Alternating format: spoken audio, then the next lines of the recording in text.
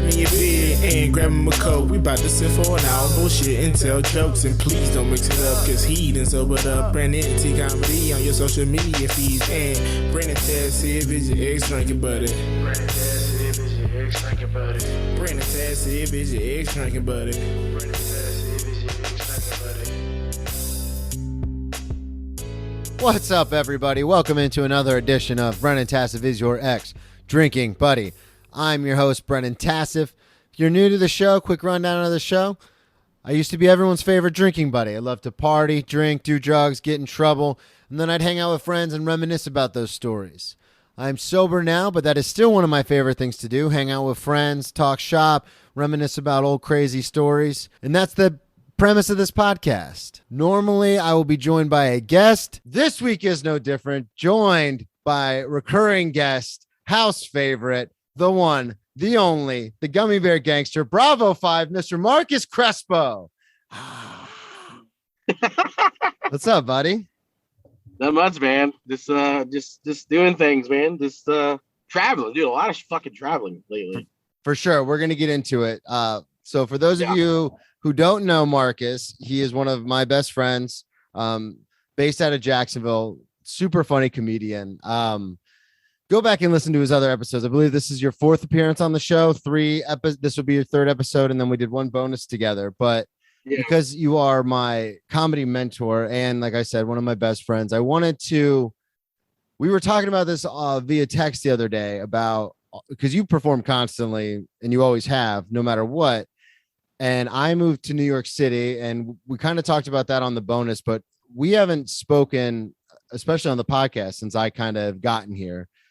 So I wanted to just the irony of the whole situation, moving to New York City to pursue comedy, and I'm not performing nearly as much as I thought I would be, or as I would be had I stayed in Florida, because obviously I opened for you a lot and you've been traveling like crazy. So just in the last couple of weeks, how many different states have you been to? Like, what have you been up to? In the last couple of weeks, I've been to 3 different states, but I've been to a bunch of different cities within those states. So I did a whole week-long run in Atlanta. Yeah, that's what I was thinking about. I did Savannah recently. I did North Carolina, Tallahassee. I did part of a festival, the Sing Out Loud Festival. I did a show with a couple, like a Buck and Blaylock, and fucking Christina did her first actual set in over a year. That's awesome. Everything went great. Yeah, man, that show, that was a good show. That was a good show. Also, it was like one of Yaya's last shows before he moved.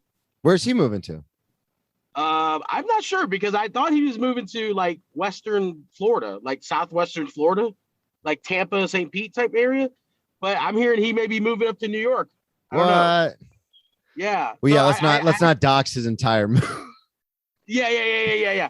So he's definitely relocating. Let's put it Leave it at that. Yeah. Okay. Yeah, he's relocating. I am unsure at this moment exactly where, but yeah. So I've been doing a lot of shows with a lot of friends, traveling with all kinds of different people, just hitting the mics, and like the mics now, like people are coming back out, like. Yeah, more than before. Like, I think a lot of people are over the Delta variant, either fear or are not sick. I don't know what the case is, but like even some of the mics feel like shows again. It's weird. It's weird but fun. Yeah, so that's the thing I definitely wanted to talk about, especially with you, because when I first moved up here, I was like, oh, I'm just going to hit a bunch of open mics. And in Florida, for those of you listening, and I'm sure it's like this in a lot of places with smaller scenes, but the mics are like actual shows. Like, people come out. We have regulars at CBD Cafe and Rain Dogs and all sorts of stuff in Jacksonville, where people who aren't comics come just to watch the show because they know it's a thing. So that's not what happens in New York. So in New York, because there are so many comedy clubs with like actual like paid regulars and comedians and stuff, nobody but comics go to the open mics. And like some of the worst open mics that we've had in Florida are when it's just like 7 comics and no one's really paying attention, and it kind of fizzles out and you're like, man, that was kind of a fucking waste. That's every open mic I've been to so far in New York. are like the Oh, worst shit. kinds of open mics in Florida, because that's the thing is like you have to get the reps and you have to go out and talk into a microphone or else you don't know if it's good or not. But at the same Yeah. time, it's like nobody's lit. Like, what am I could do this in my mirror at home. Like, what is happening? It feels like it almost like some rooms I call them like comedy gyms or comedy, that type of thing, Yeah. where it's like it's that what you described, but it's somehow fun. Yeah. It And still can be fun because you just stick around. There's no stakes. yeah, like there's you never been to Voussoir. No. Because you moved before they got real started. That's kind of that room. It's low. It's like low stakes, but high reward. Like you could just go up there.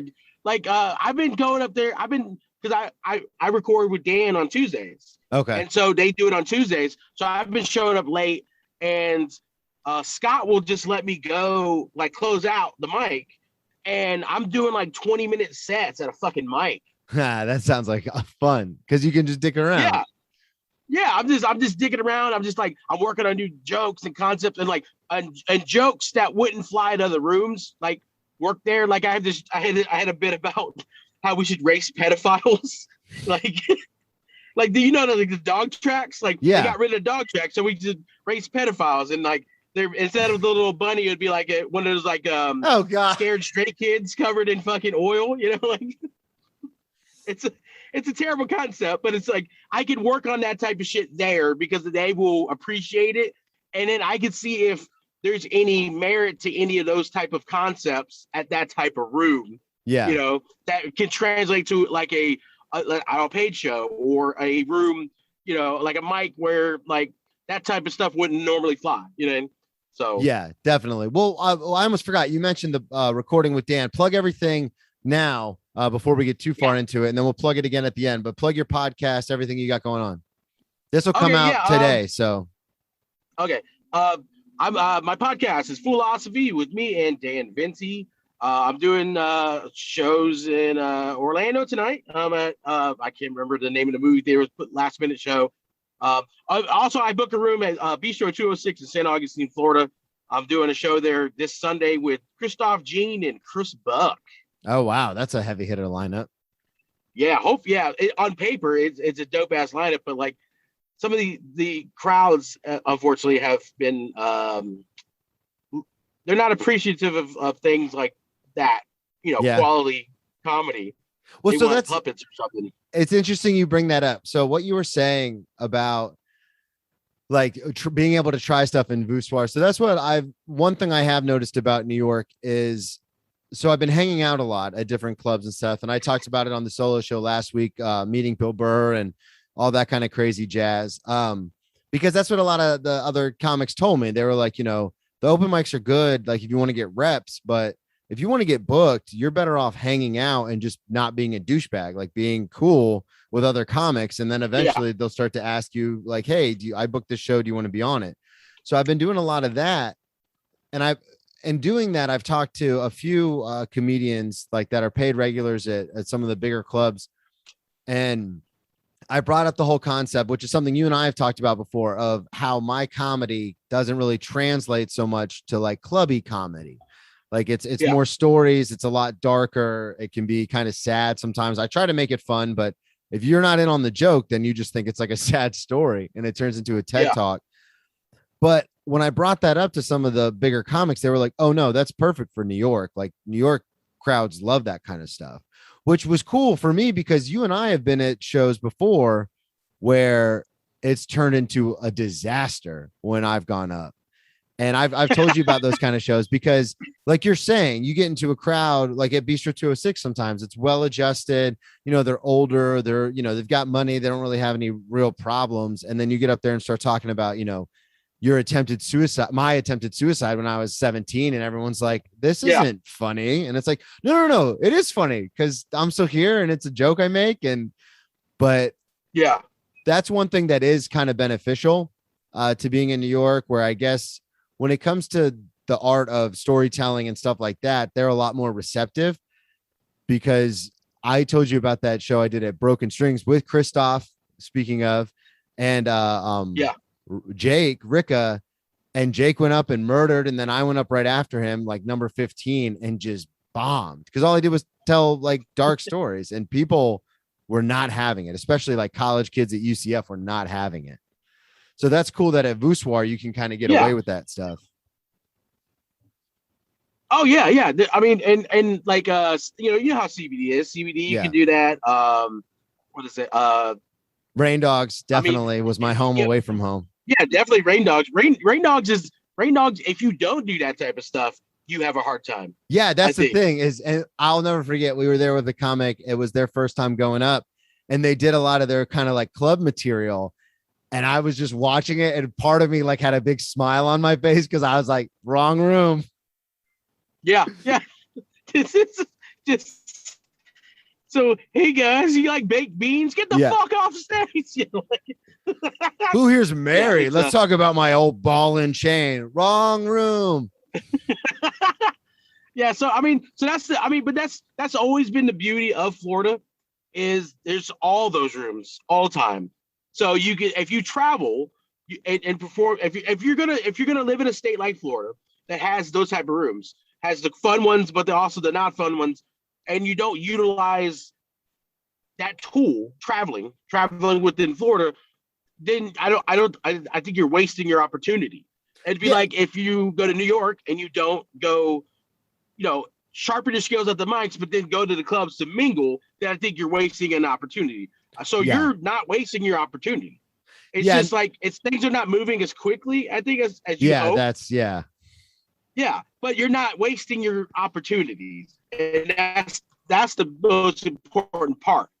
Is like, I know you move at a New York pace. Yeah, for sure. And so when things don't move at a New York pace for you, I think sometimes you get a little bit frustrated. It's understood, you know, because like you like, especially with everything that happened last year, now you're fucking there, and you're like, fucking yes, I made the move. Yeah. I mean, it's just you know, you had a little more time, a little patience, a little razzle dazzle. I think things are gonna start looking up for you. It's just at this particular moment, things are moving at a turtle's pace, and you're the hare. You know what I mean? Yeah, and that's actually one of the things that's been kind of, like you said, frustrating is the perfect word for it, because I'll go to shows sometimes, because like whenever I go to a bigger club, if I'm not there with another like comic, I'll go watch the show, because that's something that interests me, is actually watching the comedy. And sometimes I'm watching it like, I would murder this crowd, and the person I'm watching is like bombing. And it's like, yeah, maybe they're trying new stuff. Maybe they're doing stuff that's not so worked out. Maybe this isn't their kind of crowd tonight. But at the same time, I'm just like, it's frustrating, because I'm like, I've been doing this a long time, you know, even though I took the few years off because of my addiction, but it's like, still like, I could do this room. And it doesn't matter. You could be the best comic in the world. If you don't meet people and like go out and try to make it work, nobody's ever going to know who you are, because there's so many best comics from wherever they're from.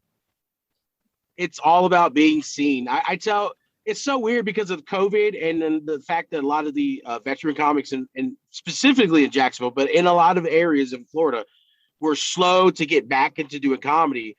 I was thrust into a weird Papa Bear role. So it still continued, even though a lot of those veteran guys are back. I'm now still Papa Bear to a lot of these guys, and so a lot of them are hitting me up. They hit me up with like advice and stuff, and or they'll see other comics getting on a bunch of stuff and they questioning it, and I was like, you could that's a natural thing. It's a curiosity, you know. Yeah. But I'm like, the thing that the underlying fact, whether or not you like this person's ability or you agree that they should or shouldn't be on shows, you gotta, the one thing that's different from those comics getting on shows versus this person that's asking is visibility. Is like, that's huge. Are you being? Yeah, I mean, that's pretty much what you're utilizing and you're aware of. Right? Is if you're not seeing like the stand-up comedy is a what have you done for me lately industry. Yeah, that's why I love it. It reminds me so much of sports. Yeah, exactly. Yeah, cool. You won the world championship last year, but you're fucking 0-12 this year, dude. You're not even making the playoffs. You know, so like it's very much that way. It's not a team sport. I mean, it's fun when you get along with your peers, but a lot of times especially for like sociable people like myself. Like I got to remember, it's not a team sport. I mean, it's good to help people along the way, but if I help too many people, I'm not helping myself. Yeah, for sure. And that's something that I've also noticed is it's awesome. It's like any kind of thing that's like a solo sport, like golf or tennis or weightlifting. It's like, yeah, technically you're a part of a team, like atmosphere, like racing, but it's like you're competing by yourself. So I'll always, consider myself as a part of like a team as far as like my friends in comedy. Like, so if you got something or Buck or, get Morgan and like I'm always like, awesome. That's great. Or Christina, Brian, anybody who's been on the show before, like a friend, I'm always excited for them. But at the same time, just because you guys get something doesn't translate to now I'm moving forward, which is kind of full circle, exactly what we're talking about. So I moved to New York and it's like, all right, I'm doing it. I'm making the move. Well, you guys aren't here with me. So it's like one of those things where it's like, it doesn't matter what happens to me. We're still in a way disconnected from each other. Even though we're friends and we're close, we're still disconnected as far as our accomplishments, which goes back to what we were saying earlier. You're touring all over like crazy. And I used to open for you and I used to tour with you all the time. So it's one of those things where it's like, wow, had I never left Florida, had I never left Jacksonville, I probably would have gone on the run to Georgia with you. I probably would have been doing the shows in Atlanta and Austin and all that kind of stuff. So it's like weird to think about like the sliding doors aspect where I would have been on stage a lot more. Yeah. I wouldn't have gotten to meet Bill Burr and Hannah Berner and, all these crazy Matt Fulstron, hang out with him, like all these crazy comics up here that are, have all these credits, but at the same time, I would have been performing a lot more. So it's almost like a give and take. It's like, well, what's worth more to you in the moment? Well, I mean, obviously in the moment you obviously want to get on those stages and get spots and stuff like that. I mean, but now the opportunity that you are presented is basically to forge like, a chapter that is unassociated to me, unassociated to anybody here, and so like you have the ability to build your own not chapter, but your own book, write your own book, you know what I mean? And that's true. It's a weird thing because go ahead. It does feel like a step back sometimes. It probably feels like a step back, and honestly that's probably one of my fears when I was thinking about moving to another place was I didn't want to feel like I was taking a step back in my progression as a comedian. I don't know if that's how you feel or whatever. No, it is.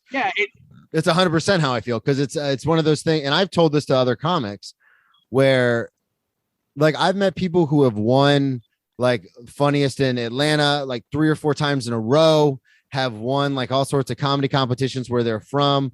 And then like if we're outside talking, smoking a cigarette, I ask you, like I was important in Jacksonville. Like if people booked a show, like a bigger show, like I was one of the maybe first 5, if not 5, one of the first 10 names that was thought of. And then I get up here and it's like, nobody gives a fuck about any of that.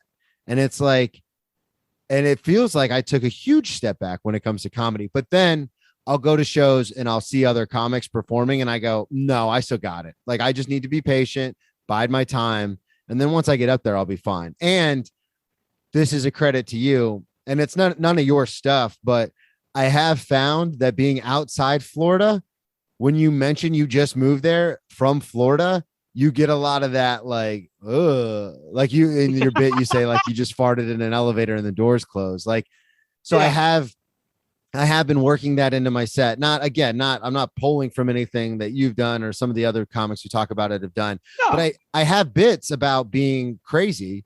And so it's fun now to kind of tie that into being from Florida.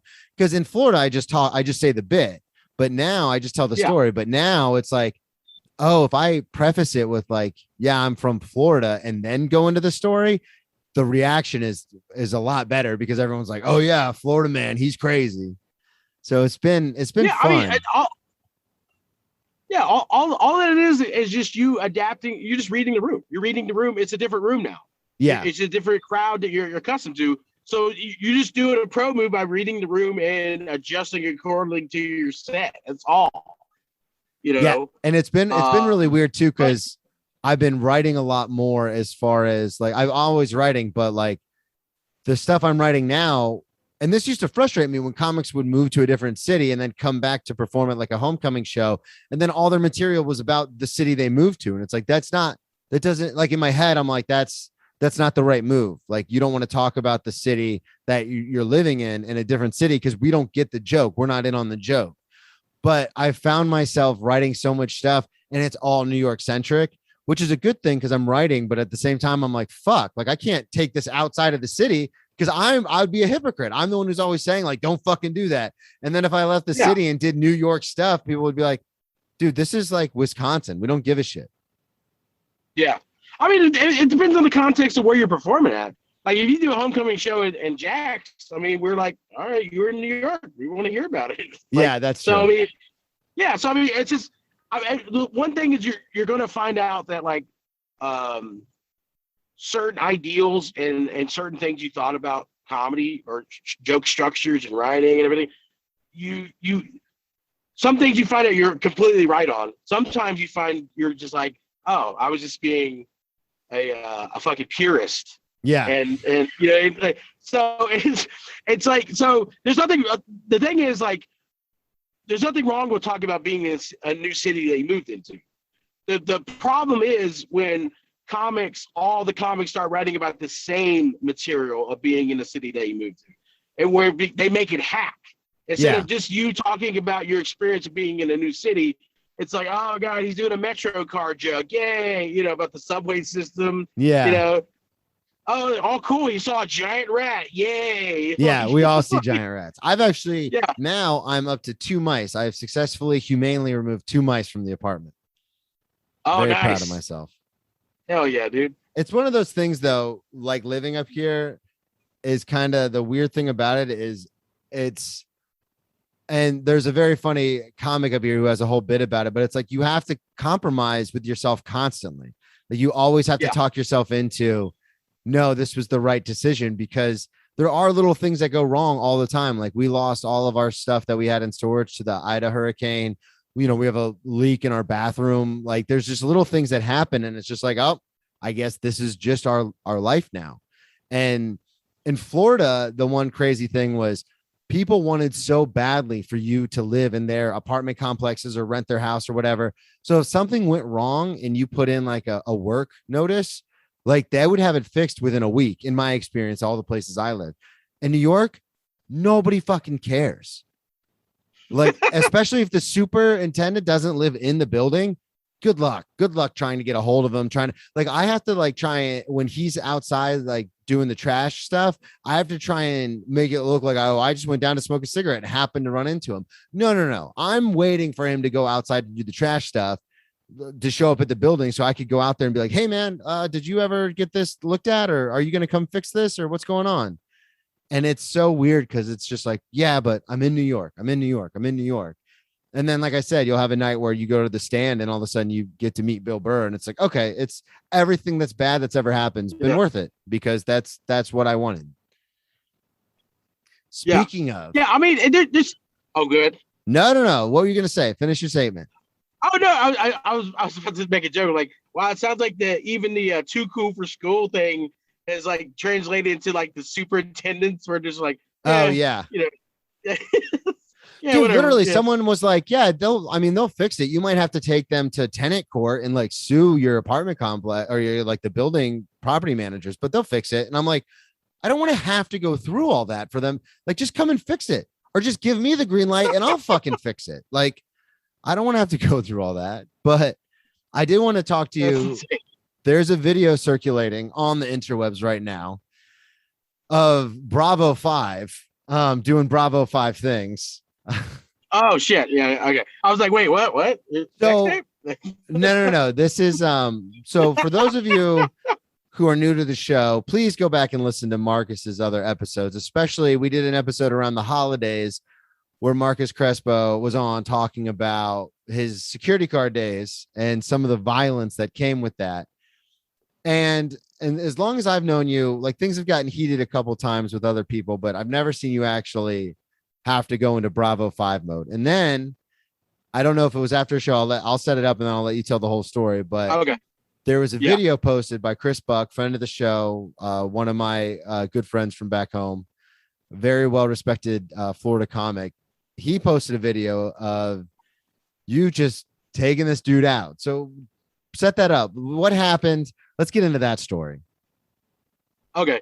I mean, the thing about, I mean, you probably see stuff like this in New York, and Florida is Florida. You get like crazy. You get crazies, and I don't know if they're like mental illness or if they're on drugs or they're both or whatever. It's just people that float around, and I have to be very mindful. My security instinct is very like protect myself, protect my friends, protect those around me, that type of thing. Whenever those type of people float around, that's my instinct. So there was this guy, he was putting out fucking aggro, aggressive energy. Was this at a show? It was right outside of Rain Dogs. Okay. He actually he got booted from Rain Dogs like towards the end of the night. The bartenders were putting in chairs, and he said something to somebody, and then he grabbed one of the the stools, you know, that are out front. Yeah. He like grabbed it and slammed it down. He sat in it, and then the bartender's like, "Don't be bringing that fucking aggressive energy out of here. Get the fuck out of here."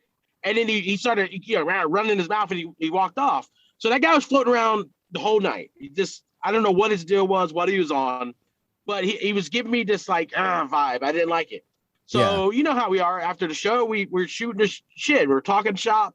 So most of the people leaving, it's just me and Buck. And you know how Buck is. Buck we'll talk shop for until the sun comes up and shit. Yeah, I was the one who had to, when we were doing our episode, I was like, all right, man, well, we'll get you back on, because we went like an hour 40, and I was like, all right, cool. Oh yeah, dude. So we're talking. This dude got a friend with him who is his energy is way calmer. But he goes and asks us if we can give him a ride to like Bay Meadows, which is like 20 minutes out of the way for both of us. Yeah. And it's like, dude, no, it's no. He's like, I'll give you money. I think, bro, we're not. It's out of the way.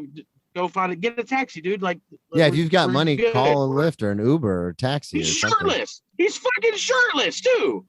He's shirtless and he's sweaty. Like, come on, man. I'm not fucking driving your sweaty, shirtless ass anywhere. Like, and so and now he's like, come on, man. He's being aggressive with it. Like, I don't owe you shit, bro. Like, walk away and please, like, just please. And I'm being more aggressive in my tone right now, telling the story than I was talking to him. I was like, hey, man, just please. Yeah, you said you were being really patient with him.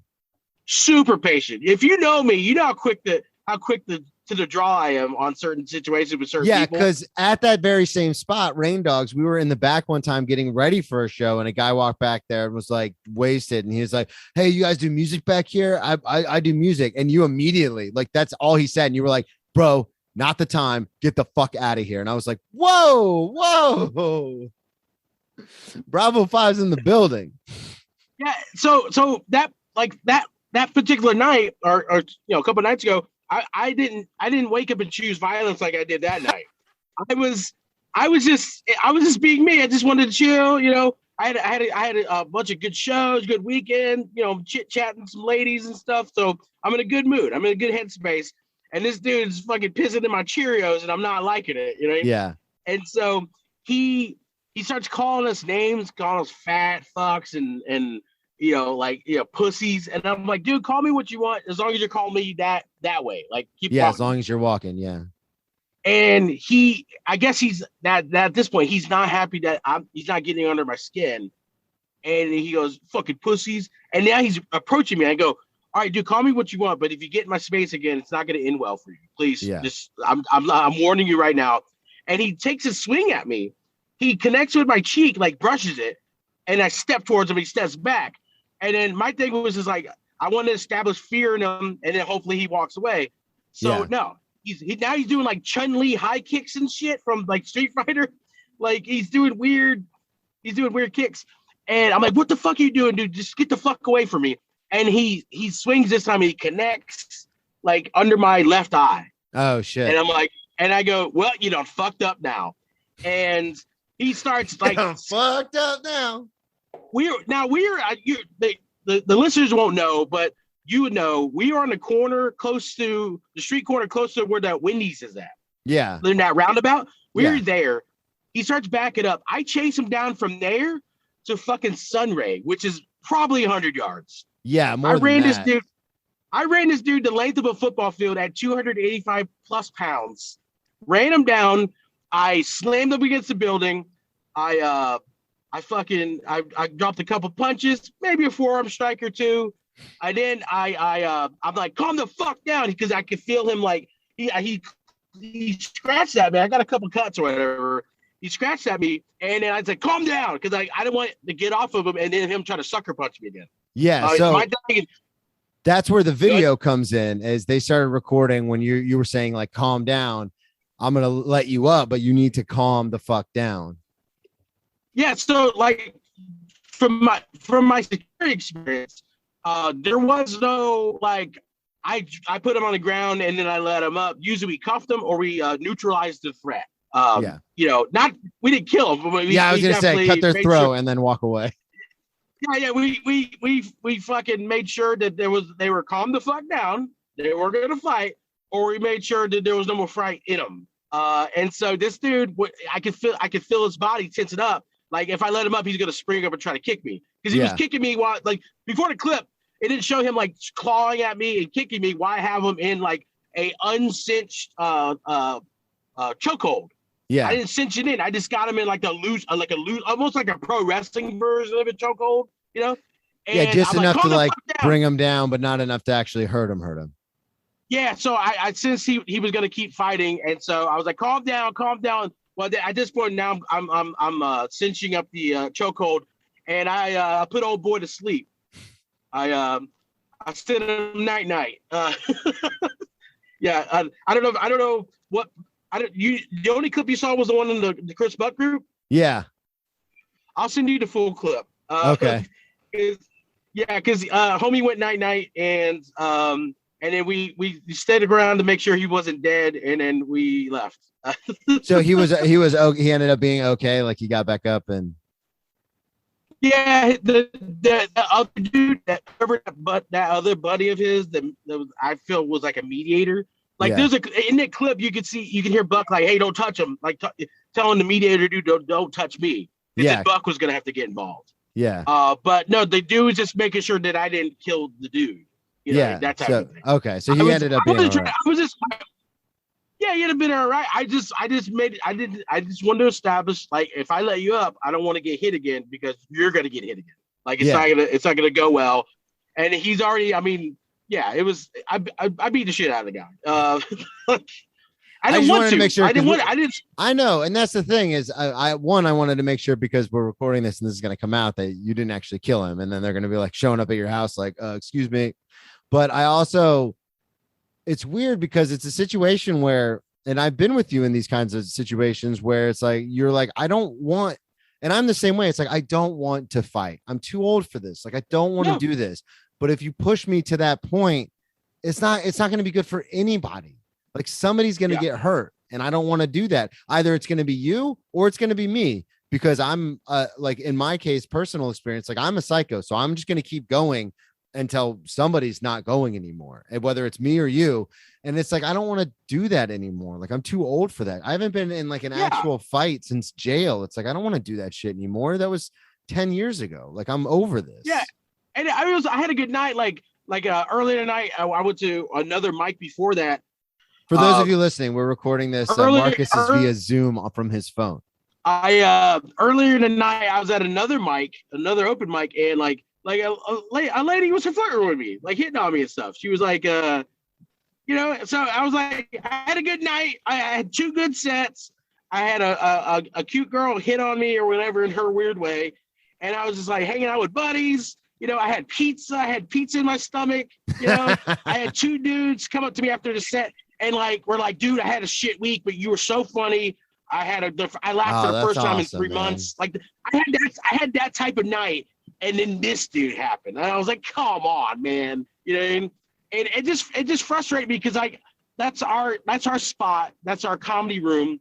That block, we have the pizza shop, we have the bars. It's a neighborhood thing. I don't like that type of guy exists in that room, in that area, because not all comics are like us. Not all Yeah. comics have the ability to beat people's asses on a whim if necessary. You know, we got young lady comics like wimpy, frail, I need therapy comics, like guys that don't know how to fight. You know, so it's just, Yeah, and I know that's something you and I have talked about before, I think on this show, but like we have some very not aggressive looking at all comics, and they'll get on stage, and if they get heckled, they'll start talking shit. And then you and I look at each other like, if he starts a fight with this guy, it's our fight. Like he's not going to fight him. Like it's us. Yeah. So God damn it, man. Yeah, exactly. Yeah. And so I mean, and my thing is, that guy should be lucky that I'm not in better shape, because I'm in fucking dog shit shape. And I ran the equivalent of end zone to end zone, and then it would be like if a fucking kick returner kicked a 101 yard fucking punt return, and then had to fight a dude in the end zone. Like that's the best way to describe it. Yeah. Yeah, but that's like a you trained score, athlete. and then someone comes up and punches you in the face, and it's like, I guess I'm fighting now. Yeah, and so, but that's even then, it's still a trained athlete. I'm just a fucking fun uncle that's full of pizza and Red Bull. Like, Uncle Marcus, why? Because I had to, buddy. Uncle Marcus doesn't choose violence. Violence chooses Uncle Marcus. Right? Yeah. God. So you last time you were on the previous episode, we were talking about how you had started kind of dabbling in social drinking. And one thing, because you really never drank before, and you can go check out the last episode with Marcus to hear those stories. But yeah, you started dabbling in social drinking, which was really benefiting, I guess I want to say, or really opening you up as far as flirtation and things like that, because you were just kind of letting loose, which you always did before, but you were kind of a little more free of your inhibitions. So has anything changed as far as that front, as far as the girlfriend or lady situation or anything like that, now that you've been going out and touring so much and having a couple of adult beverages? I know how to handle my liquor a little bit better. Like I didn't drink for a while. I just want to throw this in here before you start talking about the story. For those of you listening, Marcus, quickly, I'll recap this. Told a story when he was in Austin, had a few too many, and then when women were walking by, he was like, "Hey, pretty mama, what's up, baby?" I was a sleazy dirtbag, is what I turned into. I didn't like that. The title of that episode is flirty, but "Sinning only happens after midnight" or something like that. Sinning in the night. The night was made for sinning. That's what it was. The night was made for sinning. I should make a T-shirt. That's good shit. But yeah, it was. I turned like that. I don't like that. Like I like fun. I like fun. You know, or if I'm hanging with a girl and she's aware that I'm gonna drink till I turn into a sleazy dirtbag, then so be it. Like, but like random women, that I don't know. I felt like a fucking New Jersey construction worker. Like, hey, broad, come here. You guys got nice scams, girl. You know. Shots fired at KP Burke. That's what happened that night. No, but like I've been having like where I just have like one drink where it loosens me up a little bit. I have met some pretty cool ladies on my travels. Like I did MegaCon. I met this cool chick. Shout out to Alex. And then I went to Atlanta and I met a couple cool cats. And so when like Alex is going to come to some of my South Florida shows, and so cool. we plan on hanging and like drink, get a couple things, stuff like that. So like if I get weird, I already let her know like I may get a little weird. Give him the heads up. Like, I'm not gonna be like fucking. Yeah, I'm not gonna be Harvey Weinstein or anything, but I may be a little more fun in a potentially questionable way than but like that's a heads up. But like I don't want to drink to where I'm like blackout. I don't think I get angry. I've been all forms of tipsy recently with different types of drinks in my system. Yeah, and I haven't been angry, so that's a good thing. And that's actually, it's interesting you say that, because you and I both outwardly express anger very, very publicly. I get like we wear our emotions on our sleeve, and normally when you think of people like that and you think like, oh God, if you got them drunk, they'd probably just snap. But it's actually, since my last relapse, I've found in my case and what you're describing now, it's actually the opposite. Like a lot of times when I drink, I either want to just be by myself or I get like really bubbly. Like I'm like if I'm at a bar drinking, I'm very much like to almost annoying, like that guy who's like, yeah, man, like giving hugs and like, dude, I love you. Like you're so cool. And like obviously when I was younger and I was playing football and I'd get drunk, I'd start, I'd try to get into fights and I've been, but now that I'm older, it's weird because I've seen people my age get drunk and all they want to do is like fight. I used to have roommates like that where they'd get drunk and just like try to fist fight each other. And I was just always like, why are we doing like now that I'm older, when I drink, I am so quick to anger sober that it's funny. When I before I got sober, when I would drink, I was like, I'd go far away from anger. Like I'd sit around and watch like Burn Notice by myself and like just laugh and drink and laugh. And it's like, which is so weird because when you meet people like you and I, you just assume like, oh, if you put drinks in their system, they're just violent tanks, like the juggernaut. But it's like, oh no, like we're dancing and we're giggling and we're having a good time. And it's very much the opposite of that. Yeah. I'm excited about like hanging out and like drinking, especially one of the shows. I'm doing a whole weekend, so I got a hotel room. Okay, so cool. I'm probably going to get shit faced one of those shows. Like, I may not remember much type of thing. I don't understand the whole fight. Like now, not to keep going back to the fight. No, let's do it. But after the fight, now I'm the north side of 35. I'm 36, going on 37 soon. And now, mind you, I did a little bit of running and I beat up a grown man and all that stuff. But like, all I had was minimal injuries, but my knees got all scraped up. I'm still sore. This was a couple of nights ago. I'm super sore to the point now where I'm like, I watch Die Hard differently. Yeah. I'm like, I used to be like, bullshit, he's just a regular guy. I'm like, regular guys can do, but then now I'm thinking like, there should be like a follow-up movie to the Die Hards where it's just him in recovery. Yeah, like the 3 months after all the Yakamoto Tower stuff happens. I think that's what it was. Yeah.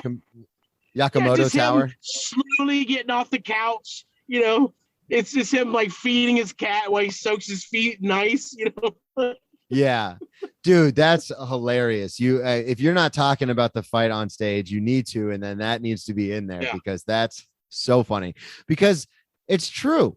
And like the cool thing is, your body, I mean, I guess it's either like cool or horrific. Your body's like, even if your brain thinks you can still do certain things, your body will tell you like, no, man, like that's, we're too old for that now. Like, it's okay. We're just not going to do that anymore. So it's like a nice reminder, as long as you don't get seriously hurt. It's like a nice, like when you wake up and you're sore, it's a nice reminder of like, oh yeah, I'm in my 30s now. Like that's not how we play anymore. And that happened to me.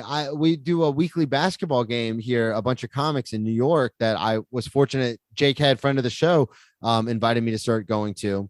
And it was funny because after the game, everyone was like, oh, this is your first game. You're going to be so sore. Like you don't even understand. And in my head, I'm like, I work out 6 days a week. Like, I don't think I'm going to be like that sore. But that was the thing so my muscles weren't sore, but my joints, because I don't do cardio. I don't do a lot of running and you're sprinting up and down a basketball court. So like my muscles themselves were fine. Like I wasn't achy or my muscles didn't hurt, but my joints were like, what the fuck was happening? So like my quads were fine, but my knees were like shot and my ankles, like I could not walk on my ankles. And again, it's not because I was sore. It's not like I was like teetering around because of my muscles. It was because of my joints. They were like, the shit, man, you're 230 pounds and you're almost 34 years old. Like, stop running. Yeah. Like, you don't even do an elliptical at the gym, bro. Yeah. What are you doing? So I love that. I watched Die Hard. That'll be the title of the episode. I watched Die Hard differently now. So you can only imagine what my body was experiencing. Like, your body's like, you can kind of do, you can do a little bit, you work out. My body's like, dude, you just watch TV and eat pizza. You're not even equipped for breathing properly. All right, like, come on, man, you're gonna foot race a dude and then fight him? Come on. Yeah, That's truly a come shit. on moment. Come on now. Oh man, shit. This is awesome.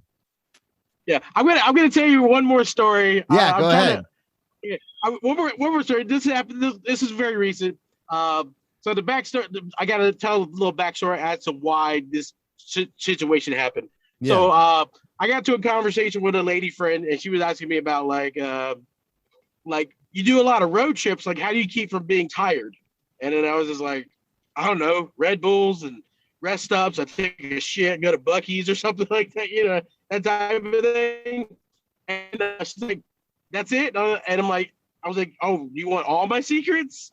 And I don't know why I decided this would be a good thing to tell her, but oh no, I told her about every once in a while in an emergency. Yeah, every once in a while in an emergency, I'll edge. I'll start churning the butter, but I won't make the butter. You know what I mean? Yo, yeah, I know exactly what you mean. Our relationship, because you and I have talked about this before.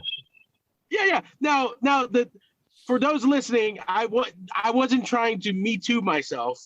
My friendship with this particular girl is like that. We can talk about those type of things. Yeah, you're comfortable enough with each other, and it's not. Yeah. To the point where now, which is actually, I don't mean to interrupt you, but it's actually a good thing in a situation where it's like you don't think of her as male or female. She's just a friend, and you would tell any of your friends the story because I'm your friend and you've told me these stories. So it's not. So yeah. I want to just make that like it's almost one of those things where it's like it doesn't matter that she's a girl. It doesn't matter if it's a dude. Like I tell my friends this story and she's a friend, so I told her the story. So just to clarify. Yeah, sometimes that's frustrating and it kind of stings a little bit when you feel like you can't be completely with yourself with people that you would consider friends. That's like kind of a bummer. Well, we've talked about that before with certain people that we know where it's like you say certain things and they like freak out and it's like, oh, I thought we were all on the same page. Like nothing offensive, but it's just like they don't understand that we're comics and we're talking shit and dicking around, and they get kind of like, oh, what? And you're like, oh, so we're not on the same page then. Yeah, because then it villainizes you when you weren't trying to be weird. You're just talking shit. Yeah. But so this particular friend has now teased me on road trips about like, oh, what do you do? You edge it? And I'm like, oh, come on, every time now? Like, so every time you're in the car driving, they'll text you that? Yeah. Like, what do you do? Edging? And like, and so this particular night, I don't know if maybe this particular friend was either feeling a little randy or was maybe had a little drinky. So the teasing turned into teasing. Wow. Yeah, it started getting kind of steamy, and I was like, "Oh shit!" I was like, "Well, I let me go stop at this rest stop because I'm feeling a little randy myself." It was like real late. It was real late. I'm like, "There's no one gonna be in this rest stop." I go pull over to this rest stop on I-10 in Florida, and I go in there, and I'm like, "I can't believe I'm doing this." Like, I'm really I'm gonna crank one out in the fucking rest stop. Yeah. And I'm getting started, and then I hear a clank, clank, clank. Someone's knocking like something against the wall. While I was going, is anyone in there? And I'm like, oh shit, I got busted. Oh my God, really? No, this is what happened. I go, there's someone in there. I'm taking a shit. I yelled that out, and he goes, good, stay in there. I don't leave the bathroom. I'm like, what the fuck is going on? And he goes, water moccasins. What the fuck? So I was walking into the restroom to go like take care of this situation, and I saw this custodial guy emptying trash cans. Well, he told me later after he wrangled as many as he possibly could. After he told me it's all clear. Now, mind you, like before he came back to let me know it's all clear, I'm standing on a fucking toilet for like almost an hour. Oh my God. I don't know like the behaviors and climbing patterns of water moccasins. Yeah, and they'll kill you. If they bite you, you're dead. Yeah, they're fucking aggressive. I had and they're one encounter super venomous. And they're fun. So he comes back out. He goes, hey man, I got most of them. I'm like, most of them? I want to hear all of them. What the fuck? Yeah. Now, by the way, I stopped jerking off. I wasn't like jerking off this whole time. So I don't think you had to say that. I think we assumed that. Yeah. I just needed a good soundbite. Yeah, get that out there. No. So he's like, I think the Coast is clear. I got most of them. I'm like, I don't like the sound of that. And so I get out of the stall, and he goes, "You were in the stall the whole time?" I'm like, "Where'd you want me to go?" Like, there's no way. It's just that stall and a couple sinks, you know, and urinals. And so I go, "What happened?" He goes, "I was cleaning the trash can receptacle, and I heard a hissing noise. And apparently in the bottom of the trash bag, they were in there and they bit through it or something. Like, or when he brought the bag out and cut it open, and he saw a whole family of it. He's like, I counted about 5 of them because he had a flashlight. I guess they could see their eyes good. Yeah. Like venomous snakes have like some type of like lens or something with like LED they've got the flashlights. So they've got, most venomous snakes have the single like almost cat eye stripe that kind of goes down. Instead of, so like if it's a non-venomous snake, it'll be round. If it's a venomous snake, it's like that line. And I mean, not always, but that's a good indicator. Yeah, usually something about pit vipers. Now, so I was like, all right, well, he goes, I got 3 of the big motherfuckers, but like 2 of the little some bitches are running around somewhere. He goes, you shouldn't worry too much. I got a flashlight. I'll walk you to the car if you need me. And I was like, can you? And I was like, this is such a role reversal. This is so weird. It's I had a grown man with 4.5 teeth walk me to my car like I was a prom date. So normally you're the one walking people to their car, A, and B, the fact that like in your head you're getting walked to your car, and all I would be thinking is, I was just jerking off. Like, this is weird. Like, now I'm hanging out with this old guy. It felt like Catholic shame though, because it was like, if I had just not did the sin, I wouldn't be in this predicament where I'm 55 minutes in a fucking. How many times do we say to ourselves, whether it's a horrible show or you're on stage and you're bombing, like in my case, and like shit like that. And then just in my head, I'm just thinking like, if I would have just fucking finished, or like if I would have just fucking gone to law school, like I was planning on when I first got to college, none of this would have fucking happened. If I would have just never picked up that drink when I was 17, none of this would have happened. Yeah. And it was kind of like how the fight night was. I did a show in Tallahassee. I had a great set. I had a sketch artist draw me while I saw that. That was cool. Stage. Yeah. You know? And so I had this good set, and then I had like a lady friend sending me kind of some nasty thoughts, and I was like, "This is a great night, man! It was great." And then I'm like, "Oh shit, my war moccasins." Yeah, you know? You might die. Yeah. God. And so like I'm like, oh man, now I'm kind of nervous. I'm like, oh man, if the night starts out too great, I'm like, oh, what the hell now? Yeah, you're always going to have your head on a swivel for that. Yeah.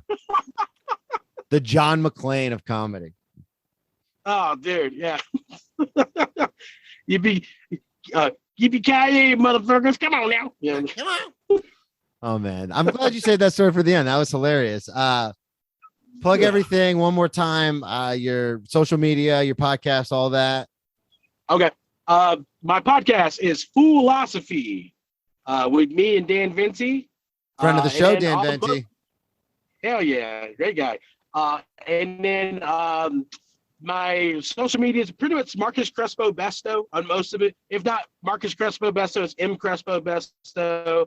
And then Marcus Crespo, obviously, on Facebook. Okay. And then, yeah, man. Beautiful. Well, thank you so much for coming on, man. I appreciate it. You know, I love you. It's always fun catching up. I'm glad we got to do it for the listeners. Yeah, dude. Okay, dude. Thank you, everybody, for listening. Of course, you can follow me on all social media at Brennan T Comedy. Brennan T Comedy on all, BrennanTComedy.com. I have upcoming dates. October 7th, October 6th, I'll be at Broadway Comedy Club with Joe Kimmel. And then October 17th, I will be doing a Saturday night show at Broadway Comedy Club. Big audition night. That's the big show That's going to determine whether I am past there or not. So if anybody's going to come to anything, come to that one. And again, October 7th at 7:00 with Joe Kimmel. That's a Thursday. Check out the Patreon, and thank you all so much for listening. We'll talk to y'all next week. Perfect.